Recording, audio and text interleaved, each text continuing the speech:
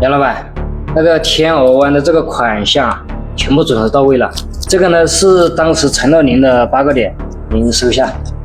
不愧是做事情的人呀，言而有信。都是杨老板您愿意带我。另外，这个天鹅湾的项目不是快结束了吗？那个名城大厦的项目，您看能不能帮忙活动一下？如果能拿下，我们还是按照老规矩来。当然了，如果还有其他要求，您可以提。你放心，项目不会有问题，我先活动一下。我这边有什么消息会第一时间告诉你。那行，我等您的消息，我就先回去了。好的，你慢着。赵姐、谭姐，今天呢有个事情想跟你们商量一下。正好，我们也有个事情想跟你商量一下。那行，你们2位先说。这个天鹅湾的项目被杨总抽走了8个点，以我们现在和甲方的关系，下一个项目呢，我们自己去签。对，甩掉杨老板，我们中间的介绍费不就节约了吗？再说了，维护甲方的关系，吃饭、送礼、喝酒，这些钱也不少啊，给这个中介费完全没必要了。这样做可不厚道啊！如果当初不是人家杨老板的关系，那个天鹅湾的项目我们怎么可能拿得到嘛？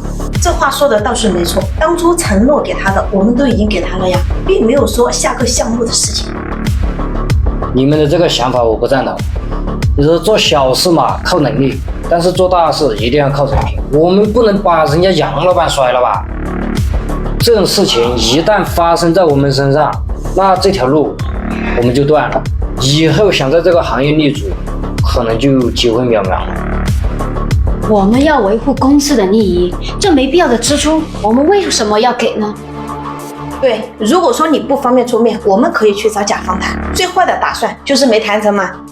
是啊，如果我们去找甲方沟通失败了，到时候你再去找那个杨老板啊，就凭你和他的关系，他能不管你吗？亏你们想得出来，要是哪一天你们和甲方的关系好了，是不是连我一起甩掉？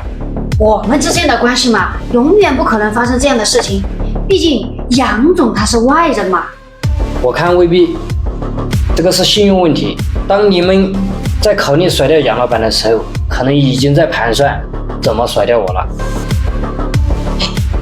跟这种愚昧无知的人谈不成，好吧，我们走吧。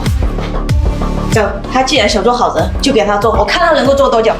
既然如此，我们的合作就到此为止。单干呢，你们会赚得更多，但是呢，遇到任何事情千万别牵扯到我。这么执迷不悟的人，早就该这样了。走，走走走。走。